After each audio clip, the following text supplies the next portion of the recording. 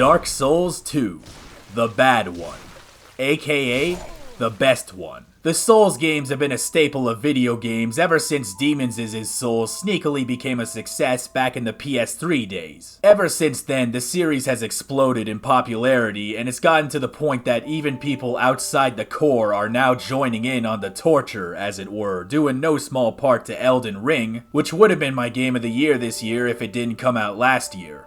Because that would just be unfair. Elden Ring was my very late introduction to the series and pretty much sold me immediately, which is why I decided that this will be the year that I beat every Dark Souls and become a real gamer. And additionally that I would become a real YouTuber, which also requires me to beat every Dark Souls game so I can make a bunch of video essays on them. Even though I do consider myself a fan of the series now, I still feel that I'm in that outsider looking in phase, I've only beat 3.5 of the games by now, but I've already decided that I want to play them all. While I still picture myself loving Elden Ring the most when I'm done, the one that I was always most interested in playing was Dark Souls 2.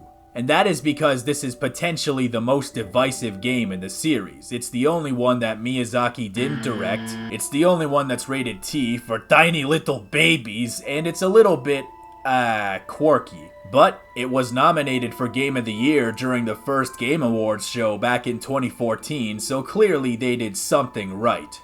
I've always been curious about divisive titles and believe that some of the most bizarre and unique pieces of media in this world are the ones that are divisive, and from what I understand, Dark Souls 2 is the Super Mario Sunshine of Dark Souls, in that it's a game that not everybody loves, but the ones that do love it are insane alien wizards who live on a higher plane of existence. And what's funny about that is that if you ask Mario fans what the Dark Souls of 3D Mario is, if they don't immediately vomit at you for asking such a dumbass question, they probably say Mario Sunshine. And that, my friends, is what we call poetry. Of course, you can't soul farm in Mario Sunshine, so that game is actually way harder. Let's see Bloodborne's strongest soldier beat the fucking pachinko level. It ain't happening, man. I just got done reaching the credits for Dark Souls 2 and I'm currently vomiting my guts out over the DLC, so I figured the best time for me to spill my heart about this divisive and legendary game is now or never. Now, probably my biggest beef with Dark Souls 2 right off the bat is that the PC port is straight up drunk. I'm pretty sure the guy in charge of putting this game on PC just ripped the ISO file off an Xbox disc and just renamed the file with an exe extension and put it online. I'm exaggerating, obviously, but really my beef is with the controls. Unlike the first game, where the default mouse and keyboard controls are perfectly fine, the default key layouts for Dark Souls 2 are outlandishly busted, and you can only map keys to very specific, predetermined inputs that From Software wants you to use. Now you might be wondering why I would play a Souls game on a mouse and keyboard, to which I say, I don't tell you how to live your life. This wouldn't be terrible, except the only controller I owned that would work was a Nintendo Switch Pro controller that I bought so I could play Metroid Prime without drifting.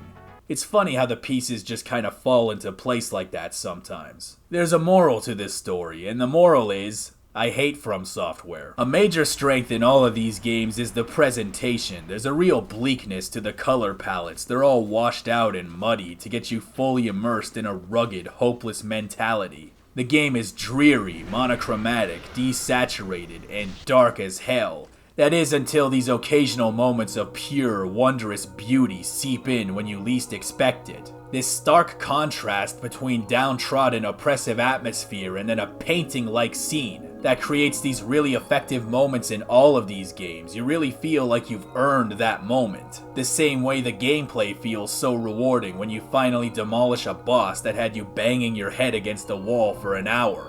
The art direction in Dark Souls 2, although brilliant on the whole, can feel a little bit less cohesive than its predecessor, with areas that don't feel as congruent with the surrounding areas, but on the whole, again, still holds up way better than a lot of its contemporaries because it's stylized and artistically brazen, rather than stooping to generic hyperrealism. Likewise, the music stays very sad and melancholy, only soaring when you find yourself up against a big bastard boss fight.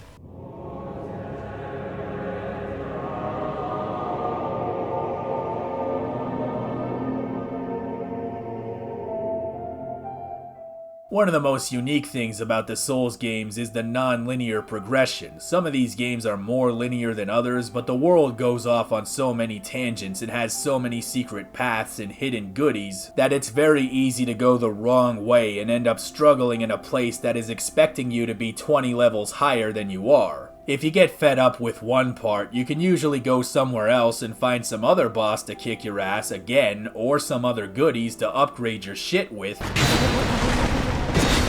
And while obviously it's not anywhere near as open as the open world of Elden Ring, Dark Souls 2 was just open enough to allow you to pull your mind to some other thing when you're sick of struggling through the same annoying part over and over and over again. It is not as labyrinthine and interconnected as Dark Souls 1, but there is still an element of self-direction that makes it feel like you're discovering things on your own.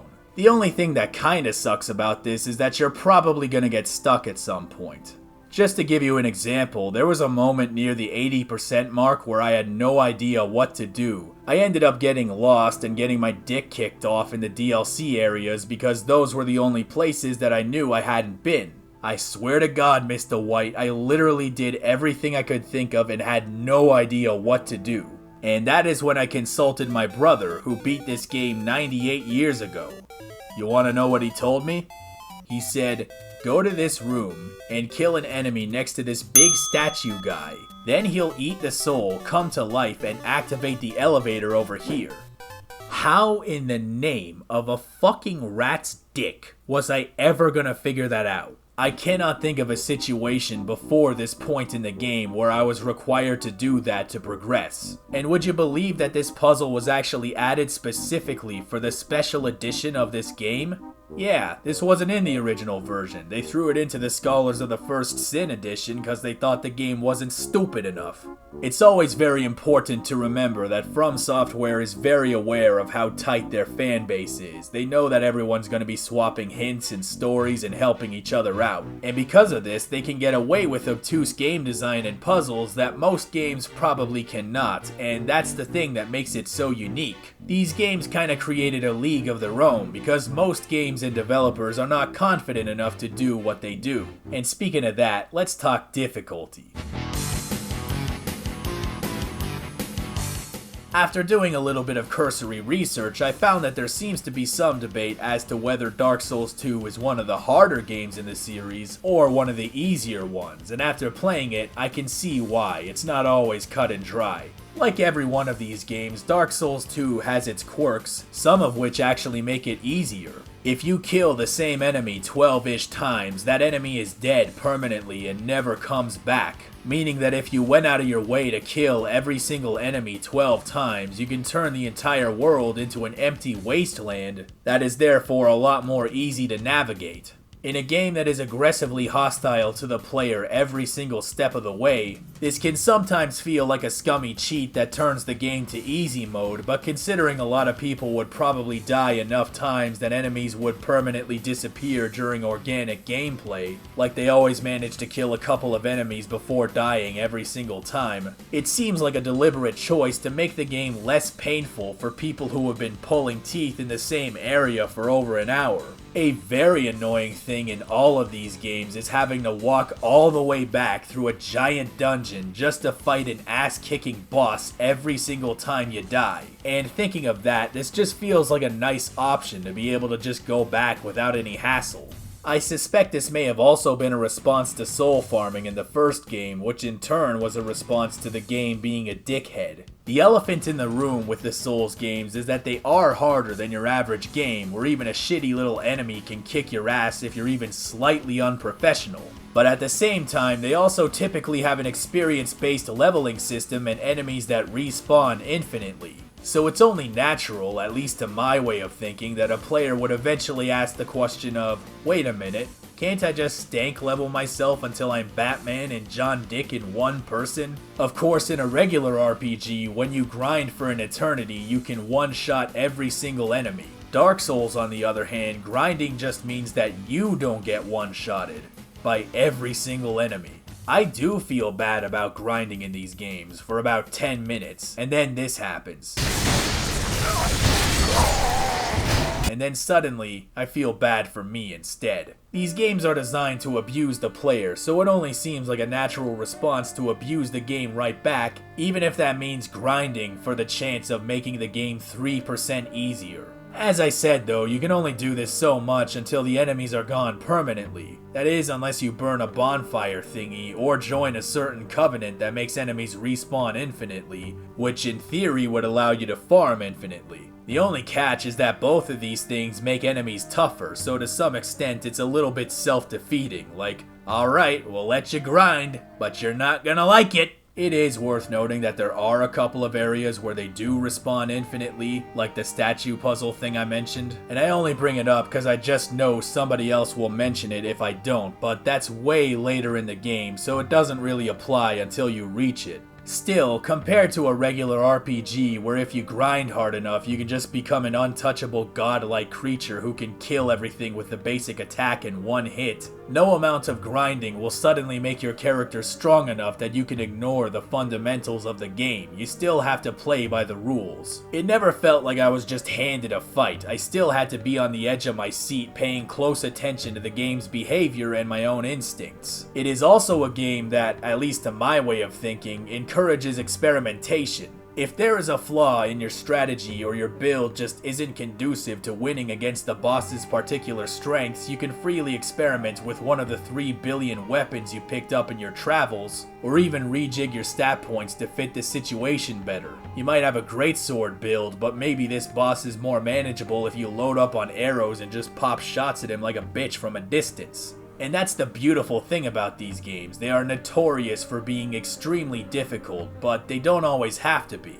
But of course, sometimes they do. And of course, I'm sure as you guessed, there are also quirks that make the game way harder, like the hollowing mechanic for instance. The way hollowing works in this game is every single time you die, your health bar shrinks to a maximum of half its natural size. Even when you have a full health bar, enemies can still kill you very, very fast, so this is a major problem. Hollowing also prevents you from doing things like summoning phantoms to help you fight, meaning that if you summon phantoms to help you fight a boss and then lose, the game is permanently harder than it was 3 seconds ago until you reverse hollowing by helping out in another person's game, which is not something you can always count on, or using a human effigy. Now this is a special collectible that you may not always have access to, so this mechanic is going to be unbelievably punishing in the worst of cases. I mean, remember what game this is, right? You're gonna be dying a lot. And if you think that's bad, remember the boss that requires you to spend an additional human effigy just to get into the arena, and every time you lose you have to spend another one just to get another try?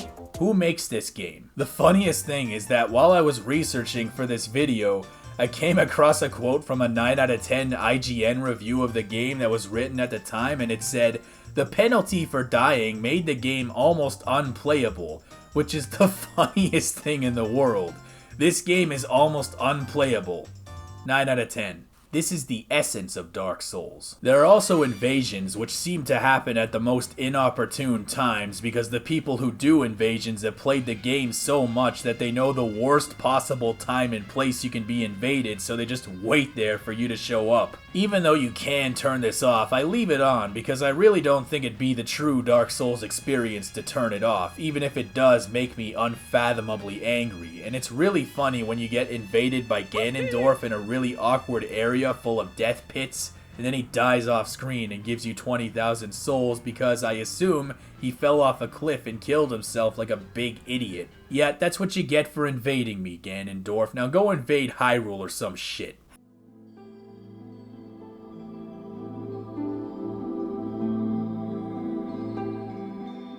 Having completed Elden Ring and Dark Souls 1 and 2 and getting halfway through Bloodborne, I'm reluctant to say that Dark Souls 2 is the hardest game in the series, straight up, even among the incomplete list of Souls games that I did complete. That being said, the way Dark Souls 2 chooses to be difficult often feels like From Software testing the waters to see just how much bullshit they can pull before the fans say, "Nope, this game sucks." But what you gotta understand is that Souls fans are very kinky. They love getting hurt. They just really enjoy it. So even if the game was Bubsy 3D with a sword, they'd probably start moaning and quaking uncontrollably. The bosses can be very tough, but what's terrifying is that those often end up being the more straightforward parts of the game.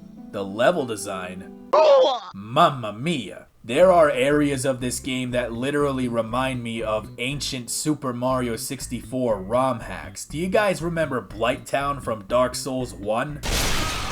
Well, in this game, this level is Blighttown, and that level is Blighttown, and all the DLC is Blighttown, and some individual enemies are Blighttown as well. This is a massive, gargantuan, Goliath, Leviathan, sprawling adventure that's gonna take you a good while to fully complete. But a lot of that time will be spent going over the same area several times after getting raw dogged by one death trap after another. If you've ever seen the AVGN video on Dragon's Lair for NES, that is shockingly what this game feels like sometimes. Just slowly learning where all the stupid little death traps are just so you can memorize exactly how to go through the area without dying. Or at least that's what it was like on my first playthrough. You should definitely play these games more than once, but since I mentioned Mario 64 earlier, platforming.